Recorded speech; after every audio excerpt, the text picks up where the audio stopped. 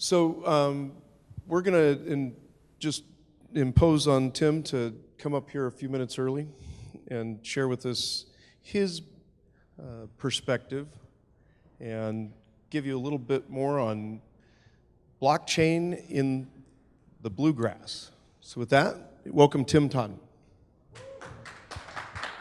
Thank you so much. Do we have the slides there? So there we go. So yeah, Andrew had asked me to come give you a little bit background, kind of a state of the whole crypto blockchain scene in Kentucky. Just as a little background, I have been kind of organizing the Louisville Bitcoin meetup for quite a while. So through that and a lot of other things, I've kind of gotten to know a lot of folks in this space and around the country, especially around Kentucky here. So just going to provide this and put these slides out there in the public. So if there's any links anybody wants to follow up on later or just contact me, that would be great. So we'll just dig right in here. So I have to put the same disclaimers out that you've probably already heard. This isn't investment advice, and as just a disclosure, I am an investor in some of these companies that we're going to mention and an advisor to others or some combination of that. And I probably missed a few things here as well. But finally, I want to just put the line in there about New York. So if you're from New York, sorry, you're in the same bucket with North Korea and Syria and Iran in this space. So we're hoping to make sure Kentucky doesn't fall in that same bucket. So I mentioned the Louisville Bitcoin meetup. This has actually been going for several years now. Probably, I've been in the space since late 2012. So we kind of got started shortly after that. So it's coming up on 5 years, I guess. We meet twice a month now. We typically try to make our meetups. The first Sunday night of the month is kind of a bar, restaurant type of thing where we can all have a drink, have some food, and it's a little more social. And then the third Wednesday night of the month, we have usually in an office setting some meetup space, group workspace, or some company in town invites us to use their office, and maybe it's a little more corporate kind of setting. So we do have our next meetup is this Sunday night. It's at a little pizza place downtown here. So for those of you who are still sticking around in town, you're certainly welcome to come by and visit with us. We'd love to have you.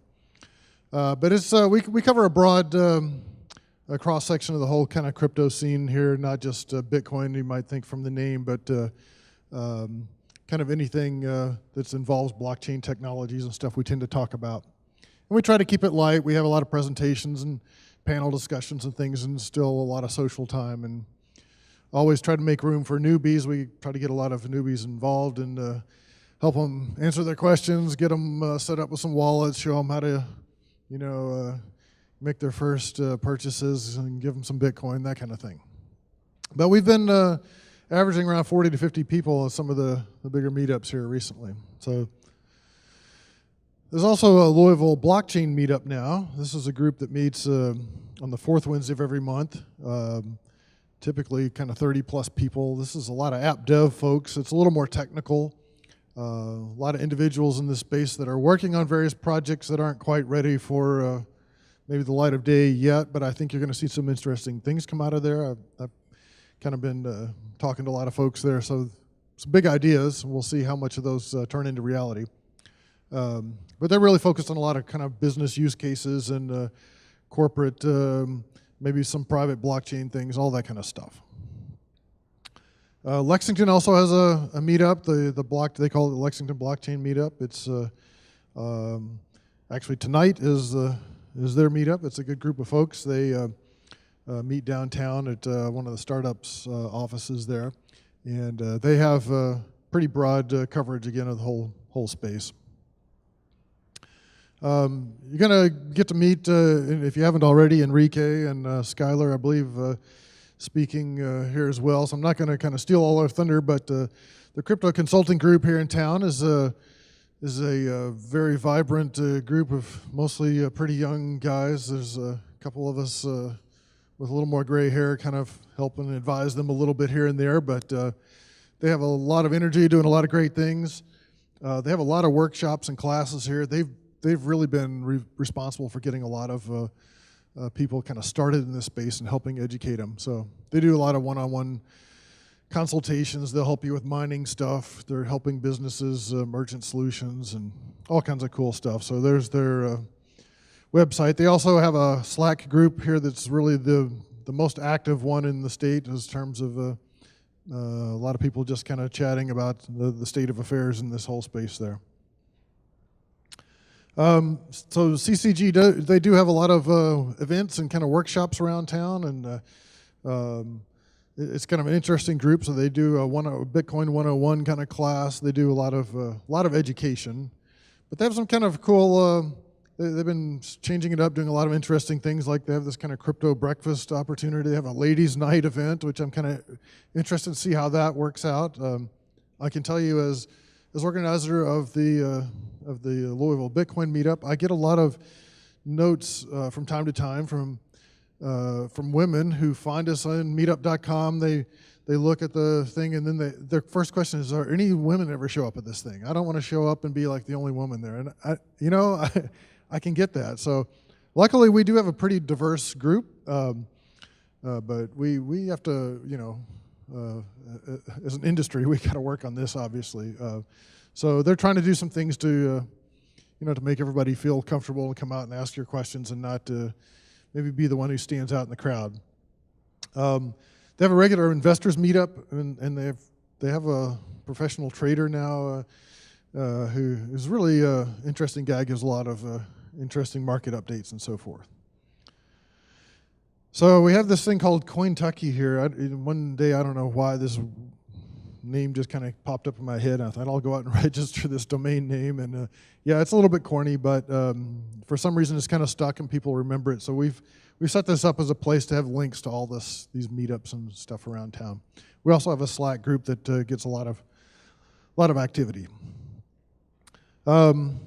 There's a guy who's unfortunately wasn't able to make it out here today, Shane Haddon, who's in Lexington. He's the guy who organizes the Lexington blockchain meetup. He's involved in quite a few things. If you haven't heard about some of these activities, they're worth looking at. So he has a 10-year Wall Street background. He teaches at the University of Kentucky now, and he's doing a lot of things in this space. This currency report is a pretty good publication that he puts out.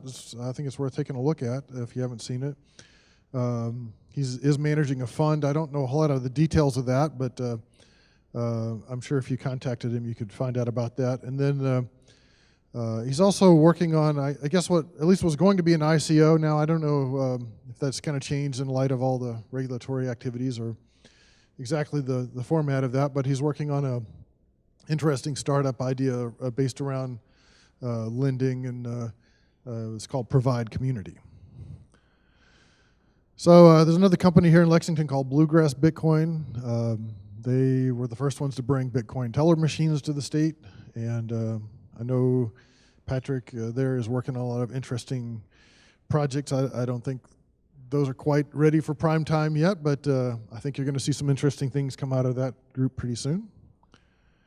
And speaking of crypto ATMs, it's kind of cool here in Louisville now we have 7, which I think is a pretty good number for, not having had any a little while ago. Now there's 7 of them around town, a lot of two-way ones, as you can see, a couple of them 24/7.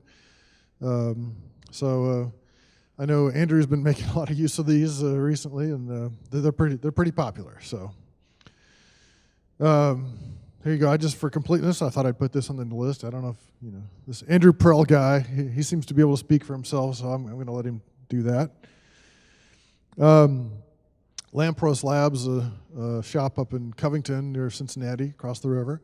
They do app dev stuff, and they kind of call themselves a talent accelerator, and I know have several blockchain projects that are currently in the works, and I think you're going to see potentially interesting developments there. And actually some of the principals at Lampros are also involved in the crypto properties, or CPROP. which is probably, I guess, going to be the first Kentucky-based ICO, it looks like, I guess officially. So their tag is their blockchain-powered real estate group. So they're doing these kind of smart contract escrow services and tokenized deeds, title work and all this kind of stuff. And so they're using IPFS on the back end and the blockchain. It's kind of an interesting project for sure. So their ICO is actually kicking off this month. So their website there is cprop.io. So one of the big things I really wanted to come here and mention, spend most of my time talking about here, and we can cover some of this later in the panel discussions, but several of us got together recently and decided that it's probably past time to form an alliance, and we're calling the Kentucky Blockchain Alliance after some debate on the name. We're always kind of hung up on, those of us like myself come from a more technical background.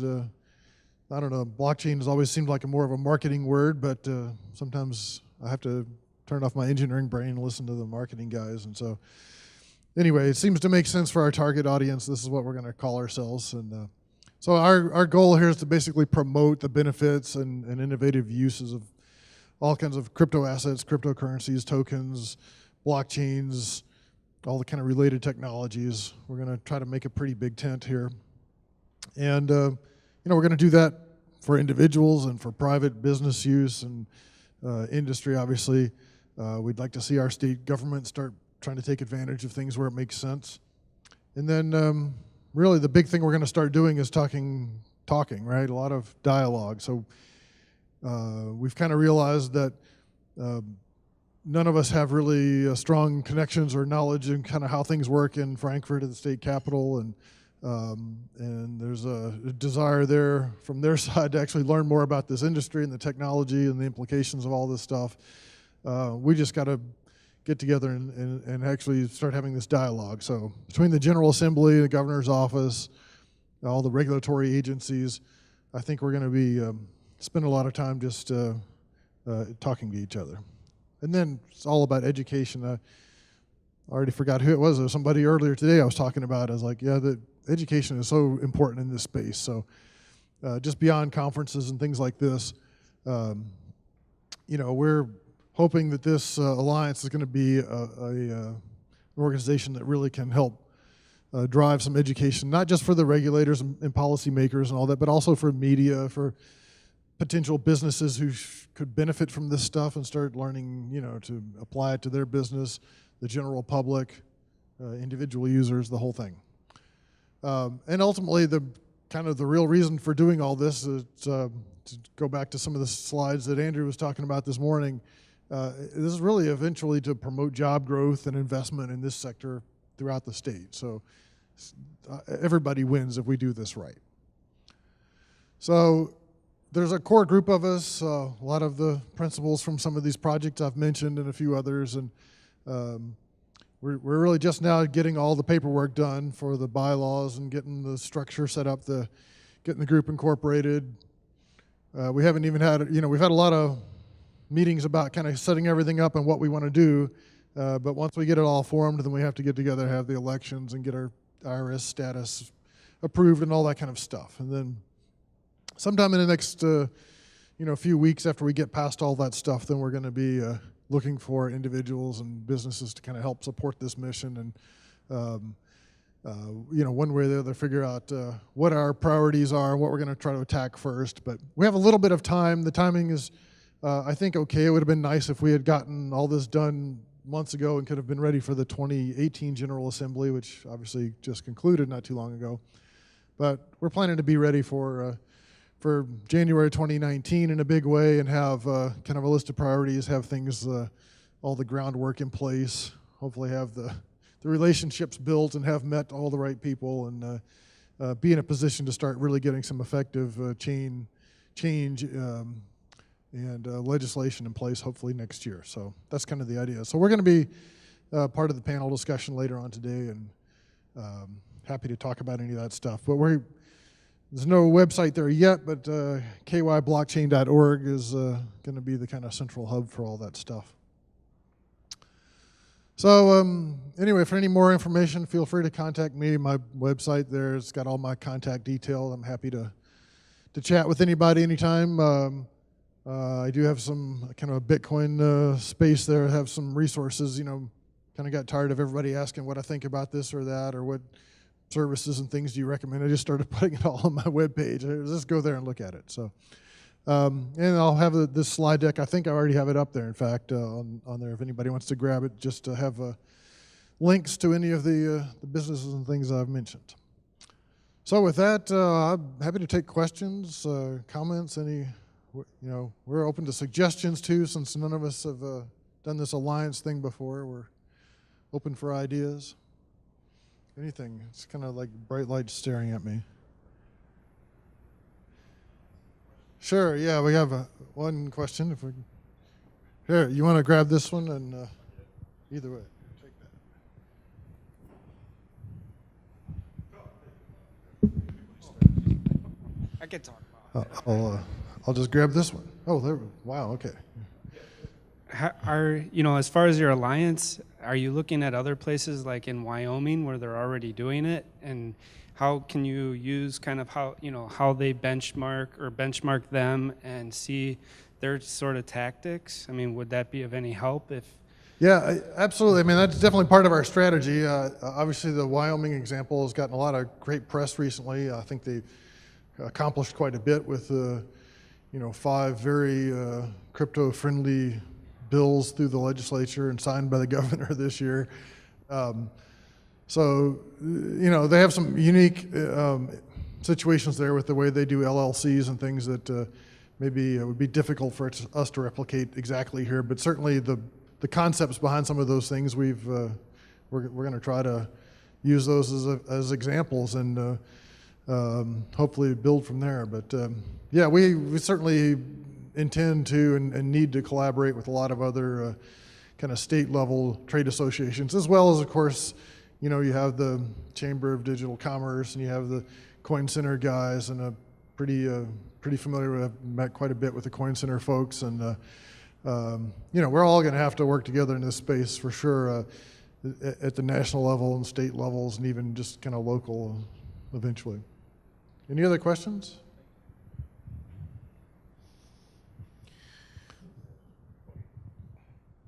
Tim, I mean, has there been a lot of attention on cryptocurrency in the legislature? I mean, it seems like you're being really proactive with going after the state. Well, so there has been a little bit. So you're probably familiar with the Uniform Law Commission's draft language that was put out last summer, and there was kind of a push to get all the states to try to adopt the language. I don't think any of them have yet. I'm maybe wrong about that, but that at least got the discussion going, and so I know several of our state legislators were looking at that and considering trying to either adopt that as a package or potentially modify it. And we did have some dialogue that I thought was pretty promising, in that there was it opened up, started the discussion, right? So people started looking at it and said, well, I don't understand this point. This sounds like a good thing, but maybe we can do this better. This part of the draft language I don't like. And so it was actually set up, it was queued up to be introduced in the state legislature here this year, and at the last minute it was pulled back, and not because anybody thought that it was a particularly bad thing, but more because we all thought we can do better than that. So I think that's a good sign. I'm going to take it that way anyway. And so I think we're going to start with some of those things and say, what are areas of that we can make better, better kind of sandboxes, better protections for individuals. And I mean, right now it's not even clear, if you came up to me and handed me a $10 bill and I gave you $10 over the Bitcoin, am I going to get in trouble for that, right? In Kentucky, it's not totally clear yet. So there's a simple example of something that we can, I think everybody would agree, a common sense thing we could say, let's just make it clear in the law that nobody's going to go to jail for doing that, right? So I was encouraged by that. I think it looks promising. We'll see. Anybody else? Okay. Thank you, Tim. Well, thank you very much. Appreciate it.